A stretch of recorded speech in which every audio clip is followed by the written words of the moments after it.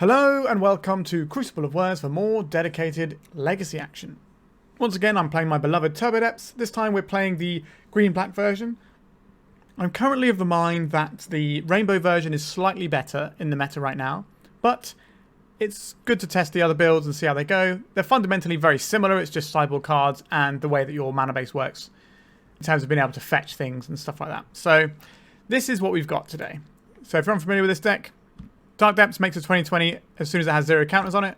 So Hexmage strips those counters off, or Thespian Stage becomes a copy with no counters on. There you go. A bunch of tutors to find them, a bunch of hand disruption to help get it through, a bunch of protection for various things, whether it's from Wasteland on Caracas or from any removal spell, some fast mana to power out, and then some silver bullets in our land, things like a Bojuka Bog, which can just snipe out a game that you were going to lose, or Ghost Quarter is another way of dealing with a problem land like a Caracas or whatever, and the Sejiri Steppe to punch through blockers or protect from removal when you have a crop rotation. And we have these Boseijus we can find to deal with some problem permanents. That's the deck. I've played it many times before on my channel. If you're really interested in the full ins and outs of this deck, I have a detailed breakdown of both green-black depths and rainbow depths on my Patreon, so you can have a look at those and support me, which is always welcome. Quick chat about the sideboard. It's kind of been the same for a little while. We've got our Null Rod effects here. We've got a little bit more hand disruption. We've got some surgicals that team up with our hand disruption for combo matchups, as well as just being good against graveyard graveyard decks.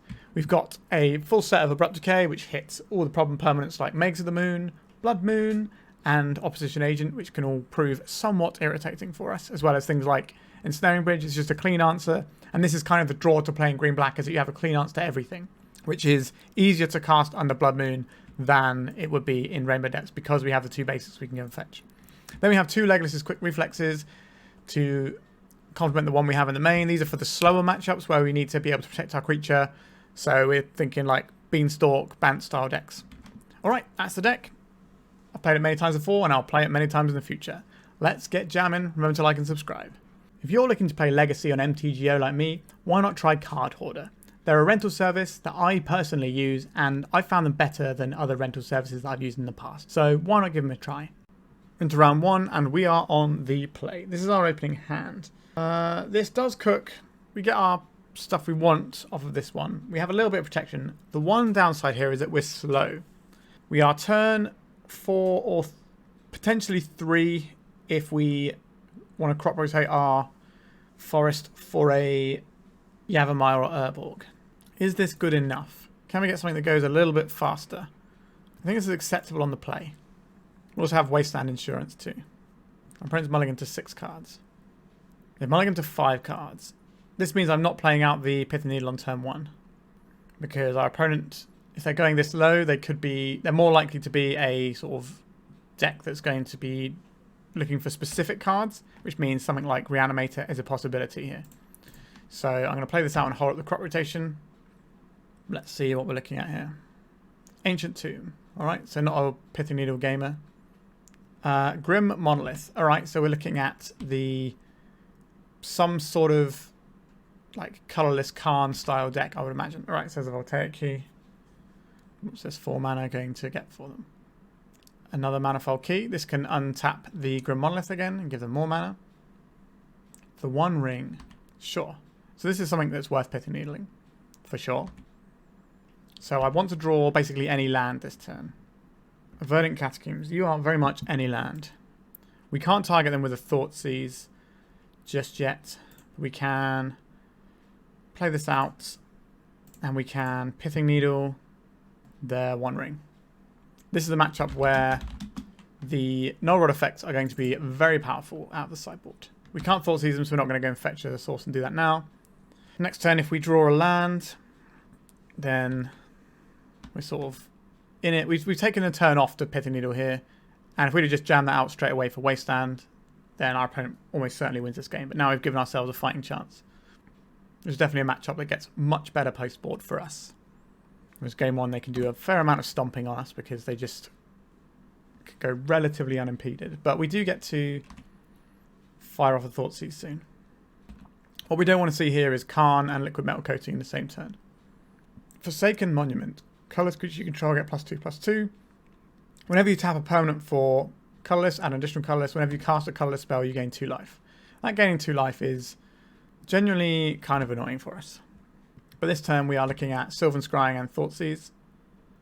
So let's fire this one off first. We don't really need to worry about basic lands, we just get a Bayou. And let's Thoughtseize our opponent here. Let's see what our last card in their hand is. Another copy of the One Ring. Alright, let's Sylvan Scrying. Let's get ourselves a Dark Depths. So next turn we make a 20-20. So our opponent's got 2 draw steps to string together a win here. Someone like a Mystic Forge can definitely do that. If they cast 2 colourless spells, then they go back up to 20. So we need them to not cast 3 spells, because that will change the clock. A Grim Monolith. Sure. This is just going to gain them some life. Sure. And they're using the leftover mana to make sure they have more mana next turn when they untap. Alright. You have 1 draw step opponent. It has to be good. It's something. Is it Karn? A Soul Guide Lantern. Okay, so it's a redraw. This puts them up to 17. If they redraw another colourless spell, they're still going to be below 20. So a little bit of chip damage that the ring's done to them has helped us out here. Sure, you can exile our thing. They have plenty of mana though, so if they draw other things that can cantrip. They don't really have many cantrips. They have the One Ring and Mystic Forge to power out loads of spells. Right, they're untapping their Grim Monolith. In fact, they haven't scooped is kind of worrying. So it's the Karn. It's the Mystic Forge. Right, this can give them enough life to survive. And then every turn they have the Mystic Forge in play is bad news. We need them to not have a spell they can cast on top of their library. Feels like we've missed that chance. A defense grid. Yep, that's just to put them above 20 life. But they do have the One Ring, so they need to find another one so they don't die in the upkeep. Defense grid is only spells, so we can make our MARIT LAGE underneath it. Right, we're untapping a Grim Monolith here. Right, let's just make a big guy. Let's go attacks. Our opponent will die in their upkeep. I don't believe there's any colourless spells they can cast. Instant speed here. I don't think it makes any difference what we do here. So there's the One Ring trigger. We have enough to play Not of This World and pay for the defense grid. Alright. Okay. Unusual to get the game 1s there, to be honest with you, but I'll take it. So this is the matchup where we want our... these things, we want our Decays and possibly some Duresses. We do not require Not of This World or Legolas' Quick Reflexes. The Pithing Needles are nice. They shut down some of the scarier permanents like Karn and so on and so forth. The One Ring, Mystic Forge.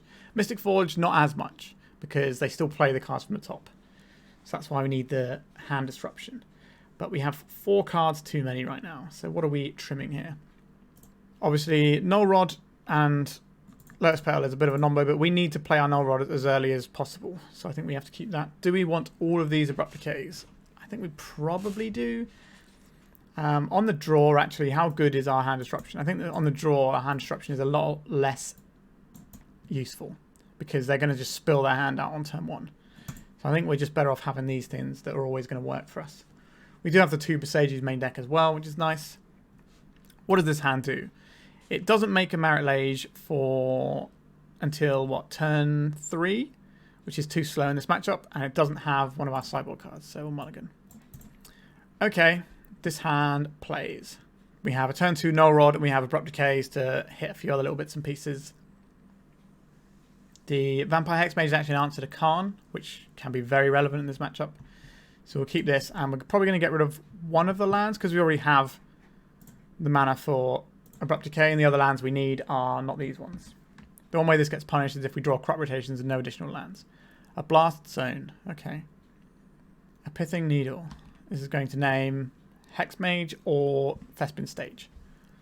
But we have an Abrupt Decay if it's required. Thoughtseize would be nice here. We did not draw a Thoughtseize. We'll play out Verdant Catacombs and pass. And then next turn we will jam the Null Rod and hopefully our opponent will have a bad time. Now they have the Blast Zone, but we can then Vampire Hexmage and remove all the counters from the Blast Zone. A Tormos Crypt, that doesn't do anything here.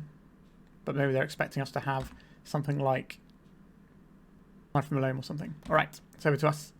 What have you got for us? Alright, that's a nice one to have. I don't believe we have to worry about our opponent's mana. I don't believe they're going to do any mana denial type stuff, so we just get a Bayou here. Let's just play the Null Rod. Alright. So they have the Blast Zone, but they need mana to start putting stuff in it. So we're happy just to beat down with that Vampire Hexmage. Yeah. So my normal ways of analysing what we do with our hand in and whether or not we keep it in this deck is you need to be able to make a MARIT. You need to have access to Dark Depths at the very least. However, when you have matchups like this, which are really sort of skewed, where if you just have certain permanents in play, it basically wins you the game anyway, like Null Rod or Graveyard Hate versus Ouphe spells, then I like the ability to just keep hands like this. And that tends to be pretty good. All right. So they need to tap the Blast Zone to put counters on it. So once they've tapped it, we can then remove counters and they're not getting anywhere. We already have an answer for Karn in play. City of Traitors. Attack. We can also just Boseiju away the Blast Zone if we want to, depending on what we think is actually going to be the better play for us. Now what's going to be more flexible here? I think I want to just keep the damage in play. So when they put the counter on this, we're going to Boseiju it.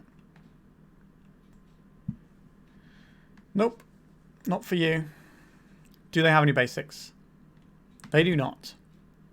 So we have two answers to Karn in play. Karn and Urza Saga are basically the things we're scared about. Basalt Monolith. That doesn't do anything. I'd like to see what our opponent's up to over there. Emrakul the Eon's Torn, the One Ring, Karn the Great Creator. We do not want that. So now we go to attacks. Do we play a second Null Rod? What answers do we think they would have? I think because we can just sort of nail the Blast Zone if it's that sort of thing, we can just play another Null Rod. Okay. Like anytime we find a tutor, the game just ends. We're not going to play out this Lotus Petal because our own Null Rods are shutting it down. We knew that could happen, but the ability to play the Null Rod out earlier is worth having 4 dead draws in your deck. Because our opponent's deck is one that can kill you on turn 2. I have been killed on turn 1 by these brands of decks before. They can play out the One Ring here just to fog for a turn, but they might want to wait until we play something like a Dark Depths so that they can fog a turn that will actually kill them. Mystic Forge, that's a pretty good one. Does let them play cards from the top of their library. But it means if something blank is on top of the library, they know they're going to have a miserable turn the next turn. Right, let's go to attacks. So this Inventor's Fair will gain them 1 life a turn. So our clock is only dealing 3 damage now. That's perhaps Thespian stage. So we can now Abrupt Decay and pay for the defense grid tax if we need to. Seems unlikely that we need to, but you never know. And Urza Saga. This is the One Ring. Sure. I don't think we're doing our own Urza Saga stuff here. We could blow up their Pithing Needle and then copy their Urza Saga. I don't think that's required right now. Like at some point we're going to draw, you know, the things that our deck does. I don't think we're blowing this up either. We're going to keep hold of these Sejiri Steppes in case we need to push something through. We probably could have just boarded out the Sejiri Steppe and had another piece of disruption actually. Our opponent doesn't appear to have much in the way of creatures going on. Certainly not ones that we can Sejiri Steppe through. Alright, so our opponent's got their Urza Saga up and running now. Paradox Engine. That's pretty strong. Just lets them untap all non-land permanents. So they can attack and basically have vigilance on their guy. We can just blow this up though. If we blow this up, are we worried about Shadow Spear? If they have a Shadow Spear, I'd much rather blow up the Shadow Spear because that's the thing that's going to push their life above. I don't think we're actually Abrupt Decaying yet. Another Thespian stage. It's not really the one we're after here, is it? We've kind of sort of stymied our attacks here. Like if we want to blow up this Construct token and get 4 damage in, that's the thing we could do, but I think the plan here is not that. These Construct tokens are going to be taking a pretty big bite out of crime as well. We've drawn pretty poorly with just so many lands, but it is what it is. I guess if they put Shadow Spear, they can't equip it with a Null Rod. But if they have something spooky that they get off of this, we want to be able to blow it up, which is why I think it was right to hold on to the Abrupt Decay. We can always fire it off in a second. A Manifold Key. Sure. It doesn't do anything under the Null Rods. But it's another artifact to pump their guys. We might be forced to blow up one of these Construct tokens here. Oh, they're sacrificing their Inventor's Fair. What are they going to reveal to us? Is there an artifact without an activated ability that helps them here?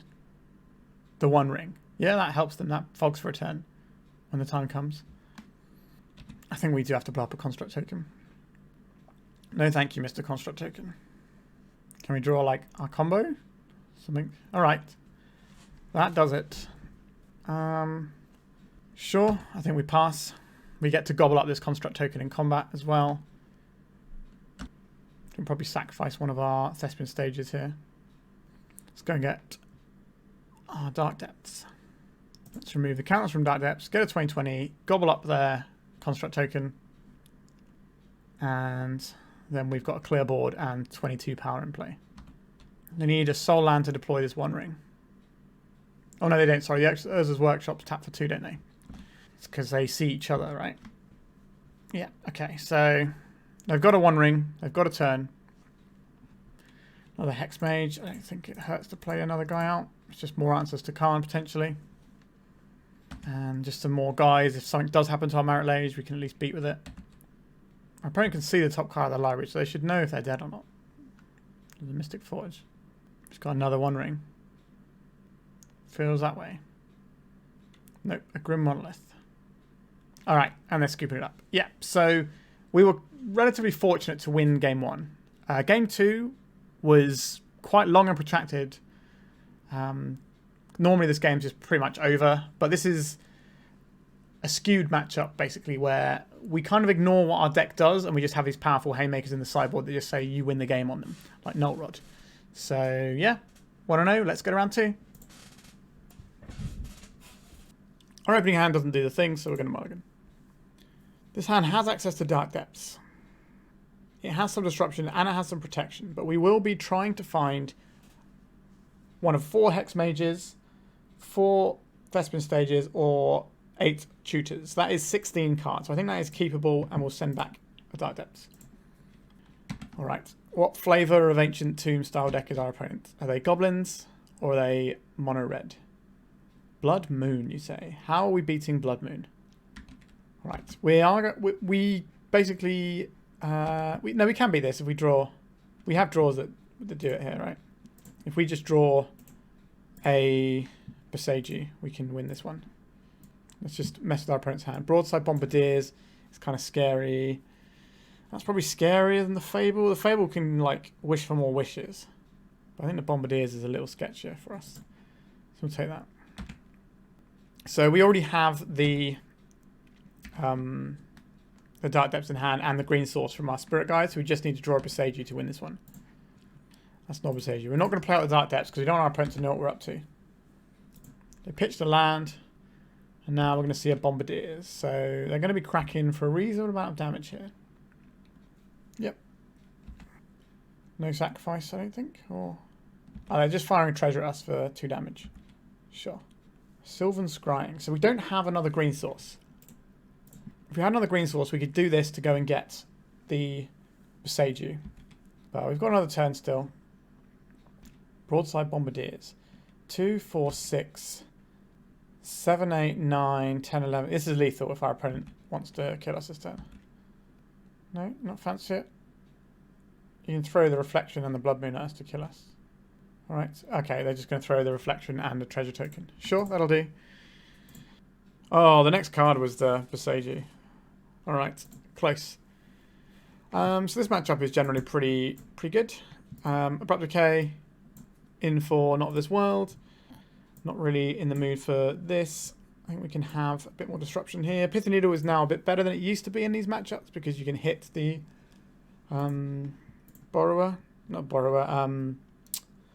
Bombardiers, that's the one. Do you want... I think we'll take another Thoughtseize, another Duress over a Pithing Needle though. We'll jam like this. I think we can do something a bit more impressive than this. Okay. We can keep this. And I think we throw back the Ghost Quarter here. And then we lead off on basic Swamp here. And cast the Thoughtseize. Blood Moon, Simmons Spirit Guide, Chalice of the Void. We're going to take the Chalice here. Because if our opponent plays a Blood Moon out, then all we need to do is draw one of 6 cards to automatically win the game. And that seems pretty good to me. There's an Ancient Tomb. There's a Chromox that's probably going to imprint this Spirit Guide, and we're going to see a Blood Moon. There it is. Okay. Well, that's fine. Right, we'll play this one out. And pass. So we're just trying to draw into one of our 2 Boseijus or our 4 Abrupt Decays. Any of those wins us the game. It's going to be the hearse? Sure, that's fine. That doesn't do anything on its own. So statistically speaking, once we're... So if we Spirit Guide for this, then we just... Yeah, okay, this just does it, doesn't it? This is... Exile this. Get Boseiju. Play this. Pass the turn. We can then Boseiju in our opponent's turn. Challenge the Void where X equals 1. We don't care about this. Alright. That's how this matchup goes. Our opponent's deck, they basically have to play Blood Moons, but they also give us additional combo pieces. So it's a really awkward one for them. How do I feel about all these Duresses and things on the draw? It's still fine. Maybe we'll have one Not of This World in the deck just in case I have a dead gone. No, it's just... so we have answer... Well, we don't actually have the answers, do we? That's mulligan because we need black mana. Sure, we can keep this. And I think we throw back a Duress here. This is a weird hand. If our opponent just does like stompy stuff, it's kind of annoying for us. But we just need some mana here. And that's the most abundant thing in our deck, so... Alright, a Bayou. Let's play out a Bayou. Let's play out a Lotus Petal. And then we'll pass. I'm going to attack with a little Shaman token. That's the Ken's in there. A Blood Moon. How do we feel about Blood Moon in particular? I believe the play here is to crop rotate this into a black source or a green source. I think it's a green source, isn't it? So we turn this into a forest. Right, so now we've got our combo piece here. Thank you, opponent. If we draw a Dark Depths. Okay, we didn't draw a Dark Depths. Let's play this out. We can Sylvan Scrying for Dark Depths here. The thing that beats us, well, it doesn't necessarily beat us, but definitely sets us back, is a second Blood Moon. A Rabblemaster. Okay, that's fine. We have that beat. Dead Gone is something we have to watch out for, but that's fine. Alright, so we have a 2020 we can block with. A Chrome Mox, sure. I'm happy for our opponents to have less cards in hand. Fury. Okay, that's not doing anything here. A Rabblemaster. I haven't done the maths here about how much damage this is. But I think we're not dead. But we'll find out in a second, I guess. Feels like quite a lot of damage. 8, 9, 10, 11, 12, 13, 14. It's exactly not lethal. Smash for 20? Alright, we got the game there. So, Mono Red Prison for Green Black Depths is a very good matchup in my experience. I think my lifetime score against it is like 80%. It's really, really good. Because, like I said, they are giving you a combo piece. Almost feels to me like sometimes, if they want to next level me, they could just not go for Blood Moons. Because Blood Moon makes my life easier, to be honest. So if you were just to not have the Blood Moons there and just have like clocking power and Dead Gone, I think that'd be much stronger. But don't tell the mono red players that. Alright, that's 2-0. Let's go to round 3.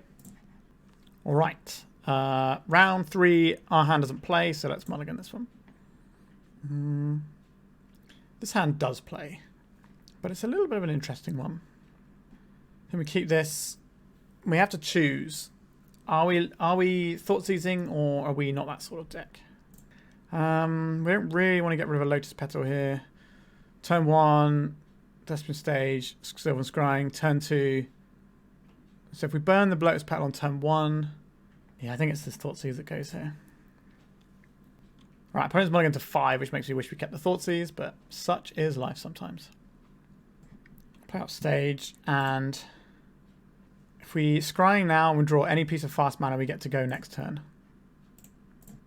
And this also gets to come down before anything like a daze could happen. Let's see how in trouble we are. Oh, I don't like that. Don't like that at all. We'll play out our Lotus Petal.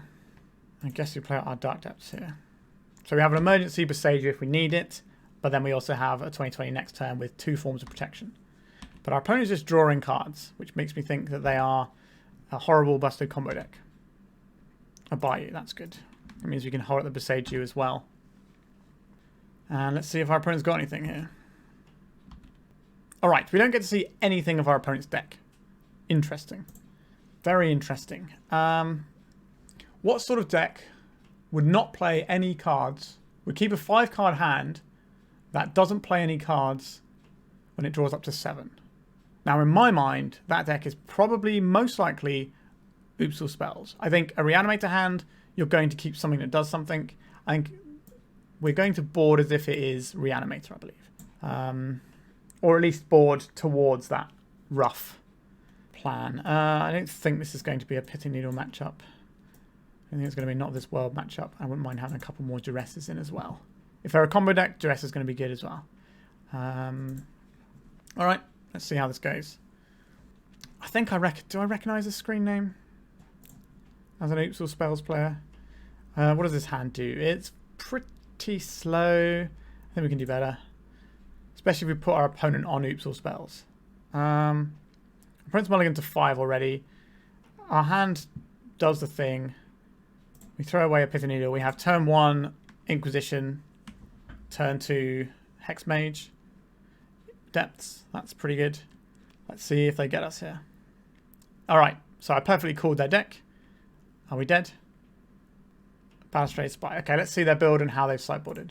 I believe they don't really care too much about what we're doing in this matchup for the most part. I think they're just going to have hand disruption, but we'll see. Let's have a look at their graveyard. So we've got Leyline of Sanctity. That stops Bojuka Bog.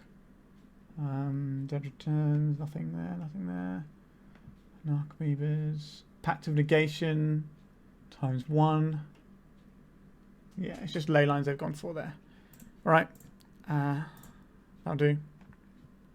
If I'm familiar with what our opponent's deck is doing, they mill their whole library. These jump out the graveyard, then they reanimate the Thassa's Oracle for the win. Okay, so we definitely don't need these Not of This World. I don't hate having Collector Ouphes and Null Rods here just to slow our opponent down with their mana production. Pithing Needle can name Undercity Informer. That's not nothing. Maybe that's slightly better than having Collector Ouphes. Like, we're mainly in on the hand disruption, but we suspect our opponent is going to be mulliganing to Leyline a little bit. So maybe we're supposed to next level them, and so Inquisition can take one of their things. It's always going to take something useful. I guess we'll try having a 3rd Pithing Needle. Now that we know what we're naming. What does our hand do? We can shut off their mana on turn 1 if we want to. Is that good enough? Like, what does our hand do? We go turn 1, Sylvan Scrying. We can go turn 1, Collector Ouphe. Turn 2, Sylvan Scrying. Turn 3, make a 2020. Do I think just a Collector Ouphe is good enough to stop our opponent? It shuts down Chrome Mox and... yeah, it shuts down Chrome Mox and Lotus Petal, which is like most of their starting black mana. So I think this is acceptable. Is acceptable good enough? I think so. Bit of a tough call, this one. Oh wow, they didn't even have the thing. Interesting. Let's play this out. Play this out. Alright, let's shut down some of their mana. Now this might not do anything. They might just have Agadeem into like Dark Rituals and stuff. But the deck does struggle for turn 1 black sources. Alright. So we shut off one of those black sources. Alright, so this turn we Sylvan Scrying here. We go and get an Urborg. Do we get an Urborg? It gives our opponent black mana, but we want to Thoughtseize our opponent, so I think this is right. And then next turn we have MARIT LAGE. Cabal Therapy, Dark Ritual, Elvish Spirit Guide, Summon Spirit Guide. So a black source gives them either of these, but if we take the Dark Ritual here, then they... oh, let's attack for 2 while we're here. Yeah, so we take the Dark Ritual, they can't just play Turn Timber, Grove, and get there. Yeah, they had a turn 1 here, but we managed to work our way around it there. Splash for 2. All right, they scooped it up. So we managed to win that one. I think my read from game 1 was... Obviously, we lost game 2 anyway, but I think my read probably shows I played too much Legacy. But it's a good example of how you can use the information that's given to you, however small or large that information is, and try and work out what's going on. All right, so we are 3-0. Let's go to round 4. Our hand is a turn 3 combo with protection. I think we'll keep this. So we can lead off on Yavimaya. If we get waste standard, we can fire off a crop rotation. Things do get a little bit awkward if that gets countered, I suppose. A Lotus Petal. Okay. We're against something in the sort of combo frame of reference here. We're going to be seeing goblins. Fable of the Mirror Breaker. Okay, this feels more like initiative or mono red again. Interesting. So if we jam a Cradle, if we Sylvan Scrying now, doesn't really make any difference, does it? I think we're just passing and making our opponent have a little bit of a confusion about what might be going on. Also, if they play a Blood Moon, I want to go and get a Forest, I think, here. Had another green source in hand that I could use under a Blood Moon, then I would obviously do things differently. A basic Mountain. A Simian Spirit Guide, just attacking. Our opponent doesn't have a 4-drop in hand either, because otherwise you would attack and then play it post-combat. Okay, so they've also discarded an Archon of Emeria, which is important for us to know. So I'm not expecting Blood Moon now. We get to make a 20/20 right now. And how are we best to protect this? Probably just the Not of This World, isn't it? Right, so we'll play this one out. We'll play this one out. We will Hexmage. If our opponent has a source to Plowshares, they can get us now. I think we've done our sequencing wrong here. Yeah, I think we made a mistake here. Sack the Urborg. Okay, no, we're just in. Sure. All right. Because they could plow our Hexmage in response to the crop rotation. They could play something like an Archon of Emeria, which would have to chump block for a turn. Unless we draw some fast mana or a Sejiri Steppe. Another Ancient Tomb for our opponent. They got 2 cards in hand. It's going to be a large 4 Theolingus. Feels like it is. This will not be enough. Just make the guy. Might as well block the one that makes treasure. Not that this really makes a difference. They do become the Monarch. And they've got 1 mana, so they can cast the Source of Plowshares. But we have that covered. This does tell me that my opponent probably has Source of Plowshares in the main deck. Alright, they scooped it up. So, they are going to bring in Blood Moons. So we would like some Abrupt Decays. However, this matchup also has white removal. So this is going to be a thing where Not of This World is actually something we want. Whereas the Pithing Needles, they get cut here. We do not need a Bojuka Bog. And Duresses are not good against Solitude, but they are good against Plow. But Inquisition is the same deal in that situation. So are we looking for... I don't think we have the time for Legolas's quick reflexes, which is kind of the issue here. Because this obviously costs more mana to do its thing, which is somewhat of a burden at times. Right, let's try Legolas's quick reflexes. I don't think there's anything else we want here. Just going, like, there is a weird argument for surgical, for just a surgical the first thing, but you tend not to have the time in this matchup to do multiple 20/20s, so the first one kind of has to stick. But we don't really have the time to be doing all our mana base here. Well, what are we doing here? This hand does make a 20/20, but if they have a Magus of the Moon, we're kind of knackered here. And we don't have any black mana, so it's going to be quite slow. I think we can do better. This hand has a lot of interesting tools. Suffers greatly to Chalice of the Void. Like, backbreakingly bad versus Chalice of the Void. But we do have our colours. Is that acceptable or not? And we do need more actual land. I think we're going to mulligan. Alright, this one is not good. Are we going lower here? If we get a 4... I do like having the decay though. I think we will keep this. reluctantly, and put back those two lands. I think so. So I want to keep the Abrupt Decay and the mana that works in case they turn 1 Blood Moon us. The Cavern of Souls. The Boseiju can also disrupt some things too. Right, no play on turn 1 from our opponent. Do I want to play out this Lotus Petal? I think I do. It gives us some options with our Boseiju. Do I want to play out the Sylvan Scrying right now? I could go and get Sylvan Scrying online right now. And then next turn could just do the thing. Alright, I think we're going to do this. So this will get us a basic swamp. And we'll cast Sylvan Scrying. To get Dark Depths. The plan being next turn we can Dark Depths our opponent out. If they play a Maze of the Moon. Like if they just do their regular initiative game plan of just making big guys, that's usually more effective against us than trying to get us with the other little bits. Okay. What is this cavern going to name? This is a mana fixing cavern. Incarnation. So that's a Solitude. Right, so here's the Chromox. What's it going to imprint? Seasoned Dungeoneer. White, colourless, and red for Incarnation. Nope. There we go. Here's the Mages of the Moon. This is exactly as we drew it up. Yep. It's almost like I've played this matchup like a million times. Okay, that's the perfect draw. Okay, opponent. You're going to struggle a little bit here, I think. We want to see them play more stuff out, but not, obviously, moon effects. Fable is fine. We have 1 card in hand, so they can source Plowshares. We have that covered. Just take 2 life. It doesn't really matter here. You have a source of Plowshares, but it won't get you anywhere. Place that in case we need to do Boseijus. 20 of your finest damages, please, Garçon. Alright, we've rattled off a pretty beautiful 4-0 so far.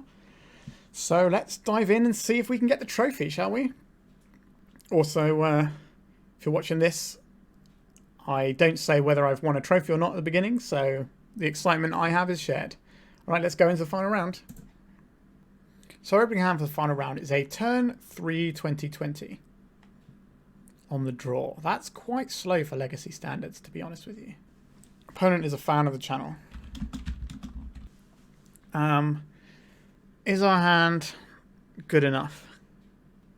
I think it's okay. If this was a different piece of fast mana like a Lotus Petal, that'd be better. I think we do keep this, but I'm not in love with it. If our opponent is a fan of the channel, they might know what we're up to. Grief. Well, they're about to find out what we're up to. They've pitched an Archon of Cruelty, so they're on the Rescamimator type builds. Okay, so we do have the combo rolled up in our hand, but it's going to be turn 4 if we lose our Elvish Spirit Guide. Right, they've taken the Hexmage, identifying that certain draws can mean that that can come down quick and possibly race them. They might also be bringing back the Grief here, which could be pretty bad news for us. We're going to lose this Hexmage, this Spirit Guide. Hopefully this is just what they have, and they don't have like a second salvo, because we can beat this. Our clock is good enough to beat this, just. But if they have a second salvo that puts a big creature into play, then we're in trouble. This could just be more like traditional Reanimator as well. It might not be the one with trolls and things that's more sort of scam based. Yeah, so they've seen the line there, taken the correct card. Thespian stage.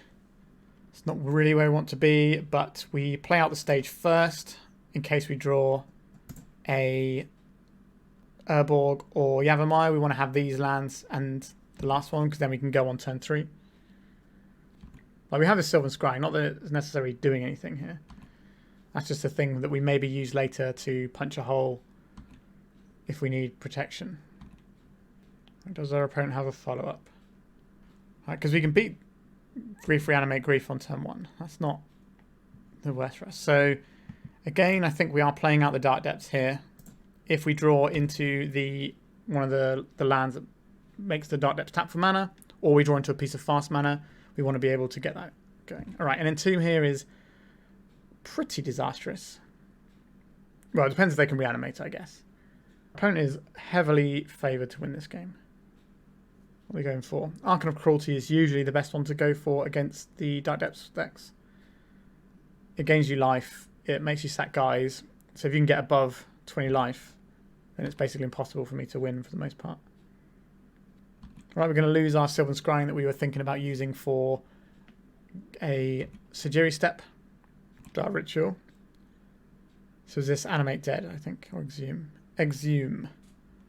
Right, well, this is not great for us because we can get back the Hexmage, but then it dies to the Arcane of Cruelty trigger. So not ideal, but if we can draw, and they're going to go up to, yeah, actually no, if we can draw a Crop Rotation or an Urborg or a Yavimaya. So we've got 9 draws here. A Sejiri Steppe. That's not one of the 9 draws. So this is 6, 7, 8, 9, 10, 11, 12. So that is lethal. Yeah, so if we draw a Crop Rotation there, we can just play this out, Crop Rotate into a 20/20 in combat to eat this, and then kill him in 2 swings. But that didn't work out for us, which is fair enough. It's not always going to work out for us. These are cards I would like to have. Pithing Needle is not a card that I particularly need here, and I also don't really need these either. That leaves us with some pretty weird looking numbers here. Do we want things like the Abrupt Decays in case they are playing the red build with Magus of the Moon?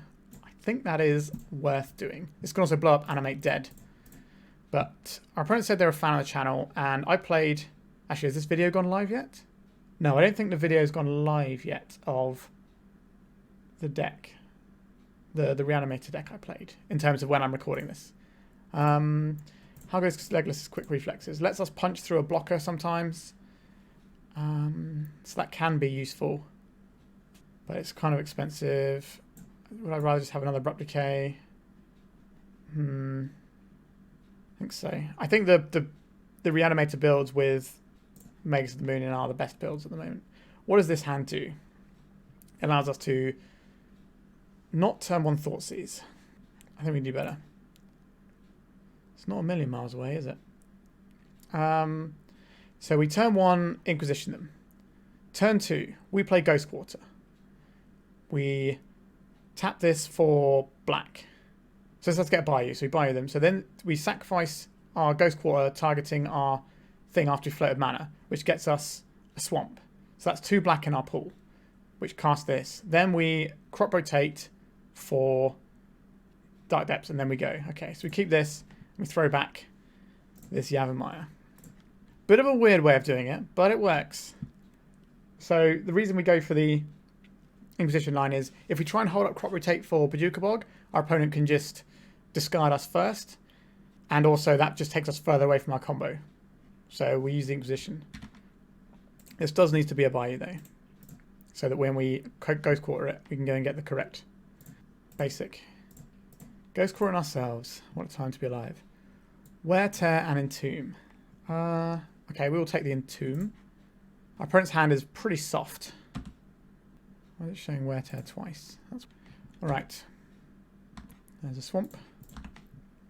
Alright, let's get creative. We could also just draw a black source here. Play this out. So we go black. Oh, no, not that. We wanted to sacrifice it, targeting our Bayou. I thought I was targeting their land for a second. But no, we have other plans. We can do this at instant speed. The Troll of Khazad-dûm. There's a scrub land. What does a scrub land do for them? So we can get punished by Opposition Agent if they have Dark Ritual and Opposition Agent. But let's see what they go for here. Badlands. Faithless Looting. Acceptable. We can Bojuka Bog if we really need to. But I'd rather not have to do that. I think the Wear Tear is going in the bin here. Also, they think we're on ley lines, I believe. Right, so they pitch the Wear Tear. Reanimate on Troll of Khazad-dûm. That's A-okay with me, buddy. The only permanent I ever need. Alright. That was relatively successful. One more win for the trophy. Don't want to do anything differently here. We've seen Troll of Khazad-dûm. I don't think that's something we want to try and Pithing Needle. That doesn't make sense to me. Yeah, I think we just roll back in again. Kind of need to keep a hand with Surgical Extraction for the most part here. Well, that is the thing I did say that we needed to keep a hand of. Because this is such a polarizing matchup, I'm not going to mulligan to Dark Depths here. Because they're on the play as a Reanimator deck. So we don't have a lot of leeway here. Show and tell pivot is pretty bad for us, but they showed us white rather than blue with their third colour. What would you like to do, opponent? You'd like to Thoughtseize, targeting us. Sure. You can see our 2 surgical extractions. These might buy us some time. We've got some interesting choices ahead of us in terms of how we play out our lands. I'm hoping that we draw a card for turn that can give us the information about which way we go. Because we can try and Thoughtseize our opponent if they don't take the Thoughtseize here. Or we can try and like go into the earlier MARIT LAGE. Give our opponent less time. So let's see. Sylvan Scrying.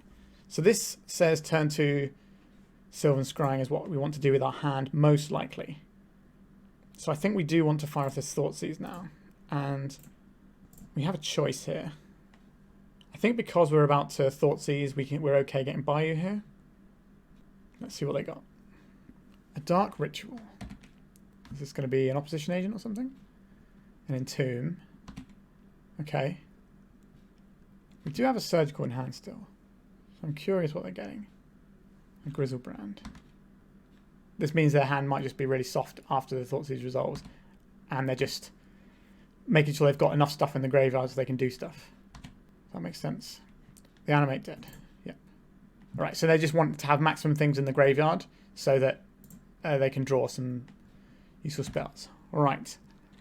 Our hand does win the game. Our opponent's doesn't. And we have a little bit of defense here. Alright. Bayou's not really the one we want here. Let's Sylvan Scrying. Go and get Dark Depths. Alright, opponent. We've got like 3 draw steps to fade, but we do have some protection in Surgical. A Bloodstained Mire, so we know we've got perfect information here. Crop Rotation would be nice. Oh, that Bojuka Bog is actually pretty good here. And next time we play the Dark Depths out. Oh, I think we might be getting the trophy. And we've still got this other layer of protection to get through as well. I would like to see my opponent's hand before going for it. Opponent said GG's. Alright, so we got ourselves a trophy, which is obviously excellent news. So let's just talk about the deck. So I did say earlier on at some point in this video that the green-black version is better versus decks with Blood Moon. And that's the reason to run green-black. You have your game 1 is slightly worse than Rainbow. Not always by much or not even noticeable, but over the course of like 1,000 games, you'll notice your game 1s with Rainbow is slightly better because you lose yourself less. Although you do sometimes lose to losing life on your lands, so the margins are pretty tight, but that one always reliably casts its spells. We did manage to cast spells a bit, but there were a few ones where we couldn't necessarily cast a Hexmage, so we had to mulligan. But nevertheless, this particular build is better versus Blood Moon. And what do we play against today? Like 2 Blood Moon decks, and you could see how Blood Moon is not very effective against this build because we can just kind of play into it. If they have Blood Moon and a lot of pressure, or multiple Blood Moons, that's good. But a single Blood Moon is actively good for us a lot of the time because we prepare for it.